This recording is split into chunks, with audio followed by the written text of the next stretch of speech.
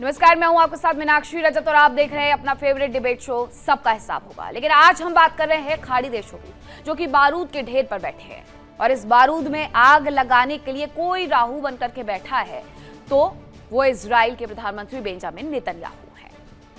America और Iran के बीच में शांति की हर कोशिश को नाकाम करने की एक ऐसी सनसनीखेज साजिश का पर्दाफाश हुआ है जिसने पूरी दुनिया को हिला करके रख दिया है। एक रिपोर्ट में यह दावा किया गया है कि इजराइल ने ईरान के बड़े नेताओं, जिसमें अराक्ची और गालिबाफ का नाम शामिल है, उनकी हत्या की खौफनाक साजिश रची गई थी।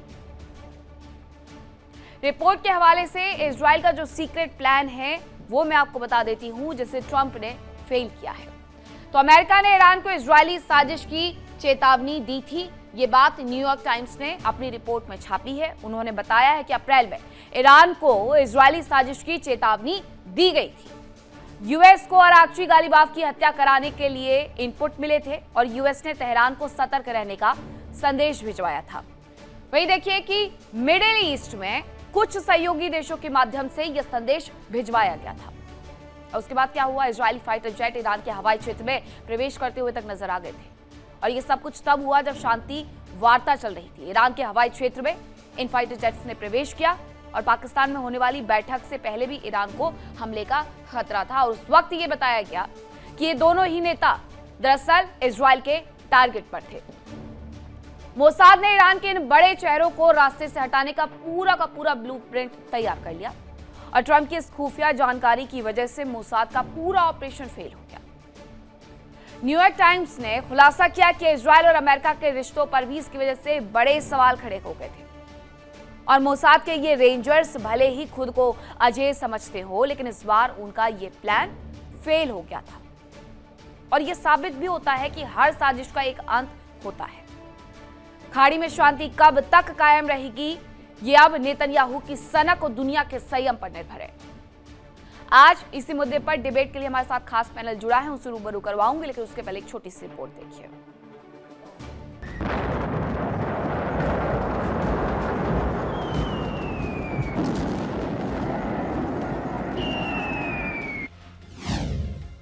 खाड़ी में शांति के राह, ट्रंप के दोस्त नेतन्याहू।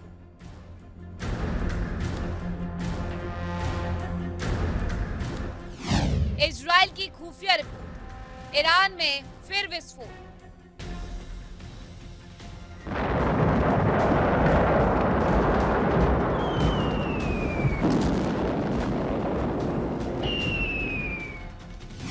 इजराइल का सीक्रेट अराक्ची गालिबाफ अगला टारगेट।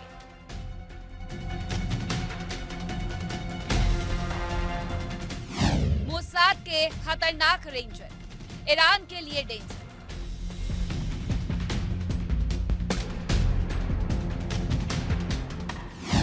इजरायली जेट ने भरी उड़ान, निशाने पर फिर तेहरान।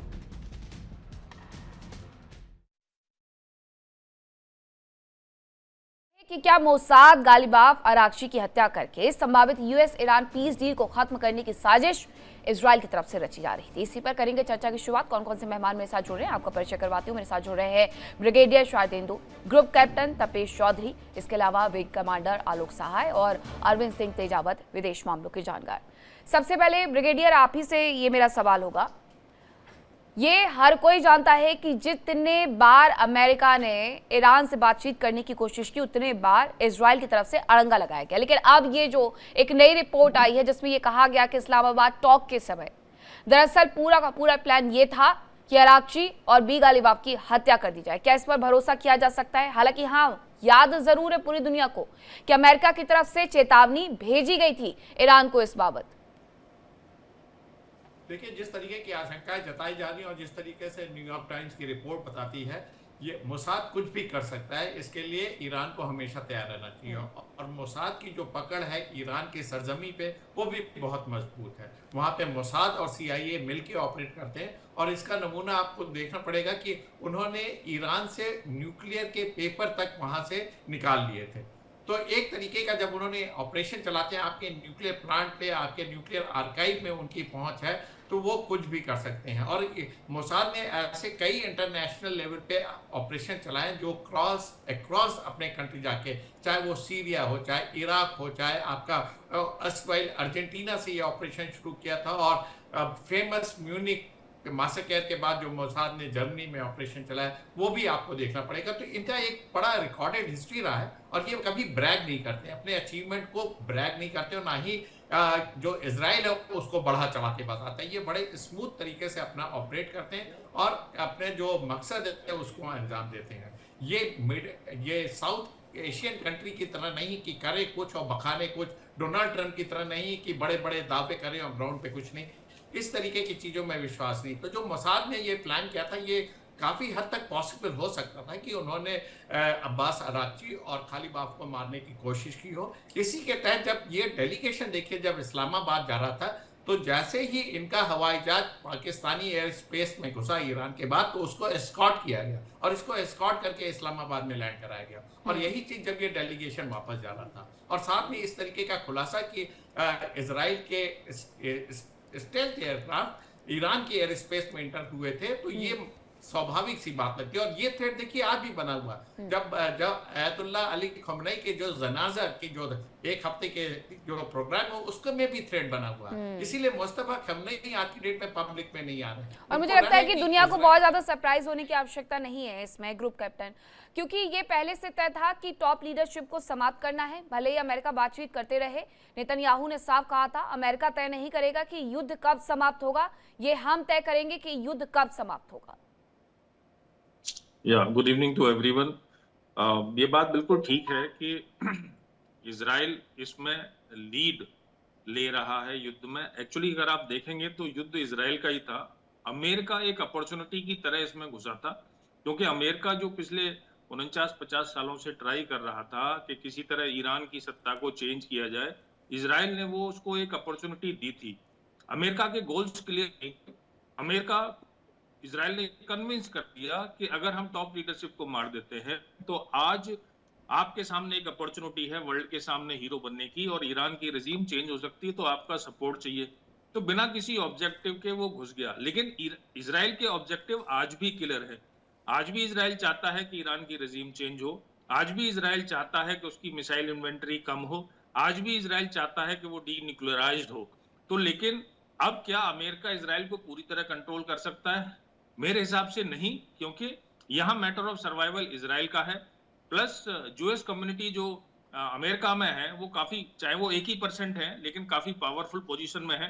तो अमेरिका इजराइल को छोड़ भी नहीं सकता पूरी तरह से, क्योंकि अगर देखा जाए तो उसका प्रॉक्सी है इजराइल, और एक पावर प्रोजेक्शन का मिडिल ईस्ट में उसके सामने एक हथियार है इजराइल। तो छोड़ भी नहीं सकता, लेकिन कंट्रोल भी पूरी तरह से नहीं कर सकता। अगर आप देखें, मेरे ख्याल से मार्च 2026 में ही ईरान के यूएन एम्बेसडर ने यूएन सेक्रेटरी जनरल को एक मेल भी भेजा था, जिसमें उन्होंने बोला था कि यूएस और इजराइल दोनों ने मिलकर अरागची और गलीवाफ को एज ए असेसिनेट टारगेट नियुक्त किया गया है। लेकिन ये पॉसिबिलिटी है, देखें मोसाद की हिस्ट्री को देखते हुए तो। लेकिन इजराइल ने इस बात की अभी तक कोई कंफर्मेशन तो दी नहीं है, ना ही कोई ऐसा पब्लिक डोमेन में कोई पब्लिक एविडेंस आया है कि ऐसा हुआ था। लेकिन सर्कमस्टांशियल चीजों को देखा जाए तो यस, इट्स ए पॉसिबिलिटी। इस डील से तो इजराइल कभी भी खुश नहीं था। ये तो जितना भी रुका है थोड़ी बहुत देर इजराइल, वो सिर्फ अमेरिका के कहने से ही रुका है। तो अगर अमेरिका, इजराइल के जब तक ऑब्जेक्टिव पूरे नहीं होंगे तब तक वो अमेरिका की बात थोड़ी देर के लिए तो मान सकता है, लेकिन वो इतना नहीं मानेगा कि परमानेंट सीज फायर हो, क्योंकि उसके ऑब्जेक्टिव्स अचीव नहीं है। Back to you. बिल्कुल। और विंग कमांडर आलोक सहाय जी, अभी भी यही थ्रेड भी बना हुआ था, क्योंकि बी गालिबाफ और अरागची यही दोनों बातचीत को लीड करते हुए नजर आ रहे थे। यानी सीधा सीधा इन्हें निशाना बनाने का मतलब ये था कि बातचीत हो ही ना, वो प्रक्रिया पूरी तरीके से वहीं पर ध्वस्त हो जाए। मीनाक्षी जी नमस्कार। जी हाँ, हमें याद करना चाहिए कि जिस समय ये बात उठी थी पाकिस्तान से में जब वो लैंड किए थे और वापस जाने के समय उनका जहाज रोक दिया गया था। काफी उस पर उस समय रिपोर्ट्स आई थी कि इंटेलिजेंस रिपोर्ट मिली है कि इनके जहाज पर आक्रमण हो सकता है। रूस से भी प्रतिक्रिया आई थी तीखी इस बात पे। तो ये शायद इंटेलिजेंस, जैसा कि अब न्यूयॉर्क टाइम्स रिपोर्ट कर रहा है कि ये लीकेज जो है वो सीआईए नहीं की थी, क्योंकि सीआईए को पता चल चुका था और सीआईए नहीं चाहता था कि ये जो शांति की प्रक्रिया है उसमें इस तरह से कोई बाधा पड़े, क्योंकि उनको लग रहा था कि संधि वार्ता हो जाएगी और बातें काफी कुछ सुधर जाएंगी। तो ये तो अब लगभग निश्चित है कि यह बात हुई होगी वहां पर। बड़े साफ शब्दों में उसने न्यूयॉर्क टाइम्स ने लिखा है कि जिस समय इनका जहाज उड़ने वाला था उस समय नॉर्दर्न इराकी बॉर्डर से 2 Israeli stealth fighter jets Iranian air space में घुसे थे and they were waiting, probably they were loitering around in that area. तो अब इसकी पुष्टि एक और मेहदी मोहम्मदी साहब है जो एडवाइजर थे गालिबाफ के, जो उस जहाज में थे। उन्होंने भी अपने सोशल मीडिया अकाउंट पे इस बात की पुष्टि की है कि हाँ ये बात सत्य है और ऐसा हुआ था। और इसी के बाद से आप देखिएगा कि पाकिस्तानी फाइटर्स ने काफी कुछ देर तक तो रोक दिया गया था जहाज, काफी देशों के बीच में गुप्त वार्ताएं हुई थी, रूस से भी प्रतिक्रिया आई थी, और उसके बाद पाकिस्तानी फाइटर्स ने एस्कॉर्ट करके उनके जहाज को वहां उतारा था। तो ये लगभग मुझे ऐसा लगता है कि ये निश्चित रूप से हुआ था उस समय। और क्योंकि इजराइल ने भी इस पर कोई डिनायल नहीं दिया था, अगर ऐसा नहीं होता तो इजराइल साफ बोलता कि नहीं, मेरा इसमें कोई हाथ नहीं है और मेरी ऐसी कोई मंशा नहीं है और मैं इसमें कोई शामिल नहीं हूँ। उस समय इजराइल का कोई डिनायल नहीं आया था, अभी भी डिनायल नहीं आया इजराइल का। तो अगर ऐसी बात है कि इजराइल उस तरह की ऑपरेशन को सोच रहा था, तो मुझे तो लग रहा है कि मोसाद और इजराइल फिर कुछ भी सोच सकते हैं, क्योंकि उनको पता है कि विश्व में जो भी जनमानस उनके खिलाफ उभरेगा, वो अभी जो जनमानस उनके खिलाफ खड़ा हो गया है उससे ज्यादा क्या होगा, थोड़ा बहुत और होगा। तो इजराइल और मोसाद के ऑब्जेक्टिव्स बड़े क्लियर है कि किसी भी तरह से जहां भी उनको मौका मिलेगा, हो सकता है इस फ्यूनरल प्रोसेशन में वो कोई उस तरह का रास्ता अख्तियार नहीं करेंगे, लेकिन वो फ्यूनरल प्रोसेशन के मौके को इस्तेमाल करना चाहेंगे अपने टारगेट्स को ट्रैक करने के लिए कि वो कहां से आए और कहां जा रहे हैं। तो ये बहुत बड़ा दुनिया भर से डेलीगेशन पहुंचा हुआ है, तो ऐसा तो इजराइल की तरफ से भी नहीं किया जाएगा, लेकिन बिल्कुल सही बात है कि ट्रैक वो जरूर कर सकते हैं। अरविंद जी, इतना डरता क्यों है इजराइल इस बात से कि बाकी मिडिल ईस्ट की कंट्री की तरह ईरान से भी अमेरिका के रिश्ते अच्छे ना हो जाएं?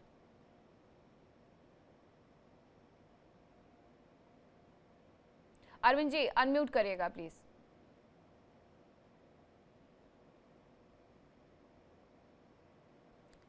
ठीक है, मैं आपके पास दोबारा से आती हूँ, आपकी आवाज़ नहीं आ रही है मुझे। ब्रिगेडियर, इस सवाल का जवाब मैं आपसे भी चाहूंगी कि इतना डर किस बात का है? अगर ईरान और अमेरिका के बीच में सब कुछ ठीक हो जाएगा तो इसमें इजराइल का क्या बिगड़ेगा? देखिए, मेरा मानना है कि अगर आप 1979 के पहले जाएंगे तो इजराइल और ईरान के रिश्ते बहुत अच्छे थे। ईरान ने इजराइल को रिकॉग्नाइज करने वाला ये पहले फ्यू कंट्रीज में था, और दोनों देशों का जो गॉडफादर था वो अमेरिका था, शाह ऑफ ईरान, और इधर इजराइल की रिजीम। ये देखिए, जब धार्मिक सत्ता आई, जब आयतुल्लाह खमनई का वो धार्मिक परिवर्तन हुआ और एक तरीके का रेडिकलाइजेशन हुआ, तब से इनके रिश्तों में खटास आई। और अगर आज की डेट में अगर फिर से उनमें समझौता हो जाता है तो वो आप प्री 1979 वाले एरा में नहीं जाएंगे, फिर भी आपके यहाँ तलखियां बनी रहेंगी, डिफरेंस ऑफ ओपिनियन रहेगा, न्यूक्लियर को लेके आपके संबंध डिफरेंट रहेंगे। स्टेट ऑफ हॉर्मुज में जिस तरीके से आईआरजीसी कंट्रोल कर रहा है, देखिए ये एक वार्ता हो रही है सीज फायर के लिए, आगे कैसे 1 दशक 2 दशक में अमेरिका ईरान साथ मिलकर काम करेंगे, लेकिन इसका मतलब ये नहीं है कि पूरी तरीके से वहां शांति बहाल हो जाएगी। शांति बहाल का तो सिर्फ एक ही रास्ता है कि जब 2 नेशन थ्योरी पे काम होगा, पैलेस्टाइन एक इंडिपेंडेंट नेशन बनेगा और कहीं ग्रेटर इजराइल की जो महत्वाकांक्षा जो इजराइल पास रखा उस पे कहीं पूर्ण विराम लगे, और ऐसा होता हुआ नहीं दिख रहा है। तो अगर ये 14 पॉइंट के जो मसौदे उसमें एक agreement long lasting cease fire होता भी है, संबंध इंप्रूव भी होते हैं, तो वो सिचुएशन नहीं आने वाली जिससे कि इजराइल डिसकंफर्टेबल पोजीशन में जाए। इजराइल अपना जो मिशन है, जो उसके सिक्योरिटी कंसर्न है, उसको जारी रखेगा, भले ही अमेरिका उसको डायरेक्टली और इनडायरेक्टली सपोर्ट करता है, नहीं करता है, ऐसा मेरा मानना है। तो इजराइल एक अलग तरीके के होराइजन पे काम कर रहा है। और आज की डेट में मकसद क्या है? मकसद यह है कि पूरे वर्ल्ड में जो इन्फ्लेशन है, एनर्जी क्राइसिस, उसको खत्म किया जा सके, और जो एक सामान्य व्यवस्था मिडिल ईस्ट में बना जा सकती है उस पर काम किया जाए। और अमेरिका का जो इकोनॉमिक इंटरेस्ट है वो परस्यू है। मिड टर्म इलेक्शन आने वाले, अगर वो उसमें रिपब्लिकन जीत जाते हैं तो एक उनको फर्दर लीज ऑफ लाइफ मिलेगी, जिससे वो अपने ऑपरेशन को और इंटेंस तरीके से मिडिल ईस्ट में लॉन्च कर सकते हैं। अभी वहां पे देखिए, अमेरिका को अपने बेसिस मजबूत करने की जरूरत है, जो लॉस्ट क्रेडिबिलिटी है उसको इस्टेब्लिश करने की जरूरत है, एक नॉर्मल सप्लाई चेन जो एनर्जी का है उसको रिज्यूम करने की जरूरत है। इसके तहत अमेरिका काम कर रहा है। उसका कोई लगाव ईरान के साथ एज सच नहीं है। जब तक वो ईरान के पूरी तरीके से न्यूक्लियर प्रोग्राम को इंस्टॉल नहीं कर लेता, अपना इन्वेस्टमेंट पूरी तरीके से ईरान में बढ़ा नहीं लेता, सत्ता परिवर्तन कर नहीं लेता, तब तक ईरान और अमेरिका के संबंध नॉर्मल नहीं हो सकते हैं, ऐसा मेरा मानना है। और इजराइल इतनी जल्दी हड़बड़ाहट में रहा है, वो अपने आज की डेट में लेबनान में ऑपरेशन कर रहा है, गाजा पट्टी में टाइम टू टाइम हमस को नुकसान पहुंचाता है। ये कार्रवाई चलती रहेगी। इससे अच्छा, वो हर जगह समाप्ति की ओर इन सारे ग्रुप्स को लेकर के जा रहा है। हुतियों की बात की जाए, हमास की बात की जाए या हिजबुल्लाह की बात की जाए, तो अरविंद जी, क्या ये हो सकता है कि आगे आने वाले वक्त में इजराइल अकेले इस पूरे युद्ध को लड़े, जैसा उसने कहा भी था? नहीं, बिल्कुल भी नहीं मीनाक्षी जी। हमें ये गलतफहमी बिल्कुल नहीं होनी चाहिए कि इजराइल और अमेरिका दो अलग अलग देश हैं और उनकी नीतियां अलग अलग या स्वतंत्र रूप से चलती है। कभी कभी दुनिया को दिखाने के लिए ऐसा करना पड़ता है। कारण ये है कि अगर अमेरिका बम्बार्डमेंट रोकता है तो इजराइल उसका एक ऐसा दूत साबित होगा जो अमेरिका जब चाहे तब उस पर बम्बार्डमेंट कर सकता है। नहीं तो अगर अमेरिकन वॉरशिप्स वहां नहीं आते तो आपको लगता है कि गाजा में वो 65-70,000 फिलिस्तीनियों को मार देता इजराइल? कभी भी हिम्मत नहीं होती। अगर अमेरिका का सपोर्ट नहीं है, इजराइल कुछ भी नहीं है, यह हमें समझना पड़ेगा। दूसरा मीनाक्षी जी, हमें ये ठीक से पता होना चाहिए कि ये नए मिजाज की दुनिया है। अगर हम अमेरिका और ईरान की जो पारंपरिक चर्चाएं हैं उससे अगर अलग हटकर देखें तो हमें ये समझना होगा कि ये न तो युद्ध पहले जैसा है, जैसा कि इराक पे अमेरिका ने आक्रमण करके उसको नेस्तनाबूद कर दिया था। ये लंबे समय तक वहीं पे टिके रहकर बारी बारी से वक्त दे दे के चोट करने वाला युद्ध है।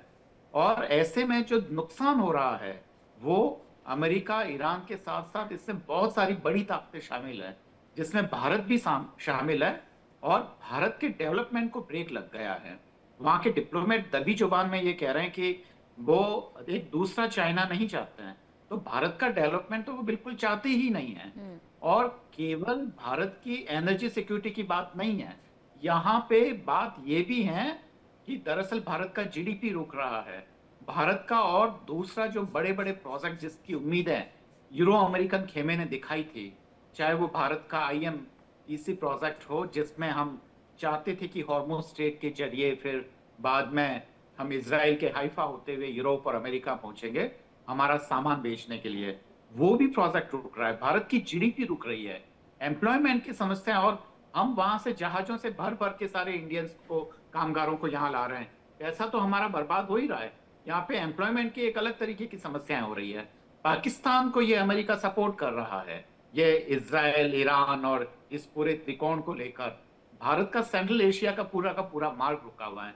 और चाहबाग पोर्ट से लेके सारे के सारे ये अमेरिका है, ये हम दोस्ती की कीमत चुका रहे हैं। और इंडियन फॉरेन पॉलिसी क्या है? America centric. अगर अमेरिका भारत को पुचकारेगा तो इंडियन फॉरेन पॉलिसी फ्लोरिश करेगी, अगर अमेरिका हमसे मुंह मोड़ेगा तो एकदम हम वही रुक जाएंगे। तो ऐसा हमें नहीं चाहिए। इस नए मिजाज की दुनिया को जो लोग समझ रहे हैं उसमें एक तो यूनाइटेड स्टेट है, क्योंकि वहां के पॉलिसी मेकर्स, रिसर्च वगैरह बहुत उनका ठीक होता है। चाइनीज लोग हैं और यूरो अमेरिकन पूरा खेमा, जिसमें यूरोपियन यूनियन के लोग साझा तरीके से सोच रहे हैं कि क्या करना है। भारत में भी वैसी ही रिसर्च की जरूरत है। हमें देखना पड़ेगा कि अब दुनिया वैसी नहीं है जो 90s के डिकेड में थी। दुनिया बदल रही है, तो चेंज हो गई है। और ये अमेरिका तो अपने बयानों से बार बार वो बताता ही रहता है दुनिया को कि क्या कहना है और उसके बाद क्या करना है। अगर ये नहीं सीखे तो फिर आगे नहीं। ग्रुप कैप्टन तपेश चौधरी जी, एक रिपोर्ट में, इसी रिपोर्ट में ये बताया गया है और अभी आप लोगों ने भी इस बात का जिक्र किया कि इस्लामाबाद की तरफ से अपने फाइटर जेट्स भेजे गए थे जो ईरानी डेलीगेशन था उसे सुरक्षित पहुंचाने के लिए। लेकिन क्या इजराइल को इस बात से कोई फर्क पड़ता? अगर वो चाहता तो तेहरान के डेलीगेशन पर भी हमला कर सकता था और पाकिस्तान से भेजे गए फाइटर जेट्स पर भी। नहीं, प्रॉब्ली इजराइल ने ये सोचा नहीं होगा कि ये एयरक्राफ्ट शायद एस्कॉर्ट करा जाएगा पाकिस्तान के द्वारा। तो अगर हम फोर्स स्ट्रेंथ की बात करें तो हमें पता नहीं अभी कि कितने फाइटर्स ने उस एयरक्राफ्ट को एस्कॉर्ट किया था और कितने फाइटर एयरक्राफ्ट्स इसराइल ने भेजे थे। सुनने में तो जो खबर आ रही है वो सिर्फ 2 एयरक्राफ्ट की है।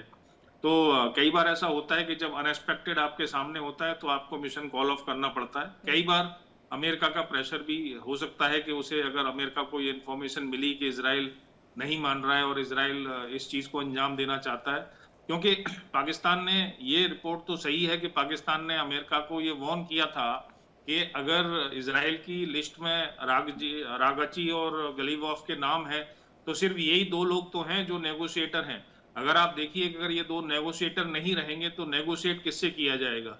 और अमेरिका की इस समय स्थिति यही थी कि अमेरिका के पास डील के अलावा कोई ऑप्शन है नहीं, उसे नेगोशिएशन करने के लिए ईरान के बिहाफ पे कोई ना कोई चाहिए।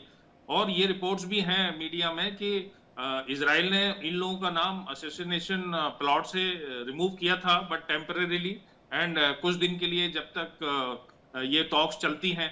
बीच में ये भी खबर थी कि गलीवाफ के प्लेन ने इमरजेंसी लैंडिंग की और फिर ये लोग वहां से 8 घंटे की रोड यात्रा करके तेहरान पहुंचे थे। तो ये सब चीजों को मिला के देखा जाए तो ये बात सच निकल के आती है। लेकिन अमेरिका, एज बाकी पैनलिस्ट ने भी कहा कि जहां तक सितंबर नवंबर में जो इलेक्शंस है कांग्रेस के, एक इशू है, और बढ़ती एनर्जी सिक्योरिटी सब देशों की जो चिंता है वो एक इशू है, क्रूड का प्राइस का इशू है। ऐसा नहीं है कि इसमें ट्रम्प को कोई नुकसान हो रहा है। ट्रम्प तो एक ट्वीट करके अरबों डॉलर कमा रहे हैं आज की डेट में, चाहे शेयर मार्केट से कमा रहे हो चाहे कहीं से कमा रहे हो। अमेरिका अपने तेल को अपने रिक्वायर्ड प्राइस पे बेच रहा है, तो ट्रम्प साहब का कोई नुकसान नहीं हो रहा है। लेकिन यह एक वर्ल्ड प्रेशर भी एक चीज होती है जिसकी वजह से झुकना पड़ता है। फाइनली पूरी दुनिया को आज भी दिख रहा है कि ट्रम्प इस युद्ध में हार गए। तो आपको लगता है कि ट्रम्प जैसा इगोइस्टिक पर्सन, अगर उसके सामने कोई मजबूरी ना हो तो वो इतनी आसानी से हार मान के बैठ जाएगा जब पूरा वर्ल्ड बोल रहा है कि ट्रम्प हार गया हार गया हार गया। तो वही मेरे ख्याल से, मुझे भी वही लगता है कि जो सितंबर टू नवंबर, आई थिंक 15 नवंबर तक जो इलेक्शंस हैं, अगर रिपब्लिकन उसमें जीत जाते हैं तो जो ट्रम्प साहब कहते हैं कि I will lose hello on Iran, वो एक सच्चाई भी हो सकती है। पर वर्ल्ड का आज की डेट में रिक्वायरमेंट डील ही है, पीसफुल नेगोशिएशन ही है, और वो देखते हैं कि कितने दिनों तक चलेगा। लेकिन ऐसा लग रहा है कि आलोक साय जी, वो हर फ्रंट पर लड़ने के लिए तैयार हैं और वो रुकना नहीं चाहता है इजराइल। किसके लिए? हर फ्रंट पर लड़ने के लिए तैयार नजर आ रहे हैं। यमन में भी लड़ेंगे, मीनाक्षी, लेबनान में भी लड़ेंगे, गाजा में भी लड़ेंगे, और ईरान के लिए भी फ्रंट खोल करके बैठेंगे। मीनाक्षी जी, आपकी आवाज कट गई थी, क्या आप नेतन्याहू के लिए बात कर रही हैं? जी जी जी जी हाँ, बिल्कुल। इजराइल की नीतियां बड़ी साफ हैं। वो बिल्कुल ही कॉम्प्लिकेटेड नहीं सोचते हैं। वो ये नहीं देखते हैं कि इससे विश्व राजनीति में ज्यादा हमारे ऊपर क्या प्रभाव पड़ेगा। जो उनको मारेगा, जो उनका दुश्मन है, उसको वो छोड़ते नहीं है, और उनका जो रिएक्शन होता है वो इमीडिएट होता है। ये उनकी स्पेशलिटी है इजरायली अटैक्स का। आप देखिएगा अभी कल जो हुआ है, उन्होंने एक जगह एक पोस्ट पर अटैक किया है, तुरंत इन्होंने 4 बड़े सेंटर्स पर डेडली अटैक किए हैं साउथ लेबनान में। तो इजराइल की नीति बड़ी साफ है, क्योंकि अगर वो उसको वहां सरवाइव करना है, चारों बगल से वो ऐसे देशों के बीच घिरा हुआ है जहां उसका सर्वाइवल क्वेश्चनेबल है। ऐसे में अगर आप इस, लेकिन कई बार वो भी तो सर ओवर रिएक्शन करके, सर कई बार वो भी ओवर रिएक्शन करके अपनी मुश्किलें भी बढ़ा रहा है और अपने पड़ोसियों की मुश्किलें भी बढ़ा रहा है। एक आखिरी सवाल, एक आखिरी जवाब चाहूंगे अरविंद जी आपसे भी, कि CIA हो या मोसाद हो, पहले तो ज्वाइंट ऑपरेशन करते रहे, अब थोड़ा जब खिंचातान नजर आता है दुनिया के लिहाज से, दुनिया को दिखाने के लिहाज से सही, तो क्या मोसाद एक बार फिर से इस तरह की कोई साजिश रचने के बारे में सोच सकता है? देखिए मीनाक्षी जी, ये गलतफहमी नहीं होनी चाहिए हमें कि मोसाद कोई कमजोर संगठन है। बहुत अंदर तक ईरान के परमाणु कार्यक्रम को इतना डिले अगर किसी ने किया है तो वो अकेला मोसाद है। बहुत सारे परमाणु, आधे से भी ज्यादा साइंटिस्ट मारे गए, और उसके अलावा चाहे वो पीजर ब्लास्ट हो या वो हो, मोसाद के पास पैसा बहुत है, CIA का सपोर्ट है, और उसके पास इंफॉर्मेशन नेटवर्क्स और यूं ओवरऑल नेटवर्क्स काफी मजबूत हैं। तो मोसाद का तो मुकाबला मुझे लगता है कि दुनिया की बहुत कम ही एजेंसीज हैं जो कि ये कर सकती है। पर हमें यह भी देखना होगा कि ये पूरी ईरान की लड़ाई है वो किस चीज को लेकर है और उसका अंत क्या होगा। तो निश्चित रूप से अगर, क्योंकि समय कम है, तो मैं इतना ही कहूंगा कि जो साम्राज्यवादी या उपनिवेशी ताकतों का अंत हमेशा वही होता है बहुत शोषण का तंत्र लंबे समय तक नहीं टिक सकता है और इसका अंत भी यही होगा। आलोक साय जी, ये जो पूरा रिचुअल चल रहा है, इस दौरान क्या कोई हमला हो सकता है? हालांकि ऐसी हिमाकत लगता नहीं है कि की जाएगी। मीनाक्षी जी देखिए, इस फ्यूनरल के दौरान मुझे नहीं लगता है कि कोई भी ईरान, इजराइल या अमेरिका की कोई भी एजेंसी इसमें कोई हस्तक्षेप करेगी या कोई इस तरह की आक्रमण का कोई भी नहीं सोचेगा। हाँ, ईरान के कुछ दुश्मन गुट है वहां पे, जैसे कुर्द है और बलूचिस कुछ रिबल्स है, कुछ दूसरे एक वहां पर एक्सटर्न ग्रुप भी है जिसको बैन कर रखा है ईरान ने। ये लोग हो सकता है कि छोटे मोटी वहां पर भगदड़ मचाने के लिए कुछ इस तरह की हरकत कर दे। अगर ज्यादा से ज्यादा होगा तो यही होगा, लेकिन इजराइल ऐसे मौके पर इजराइल को करना नहीं चाहिए। मुझे बहुत आश्चर्य होगा अगर इस मौके पर इजराइल कोई आक्रमण करता है, लेकिन इस मौके का वो फायदा जरूर उठाएगा। और आप विश्वास रखिए, इस मौके के बाद वो कई टारगेट्स को ट्रैक करने में सफल रहेगा। बिल्कुल, ट्रैक तो जरूर से वो यहाँ पर करने वाला है। बहुत धन्यवाद आप सभी का मेरे साथ जुड़ने के लिए, चर्चा का हिस्सा बनने के लिए। वक्त इतने की इजाजत देता है। फिलहाल वक्त एक छोटे से ब्रेक का है।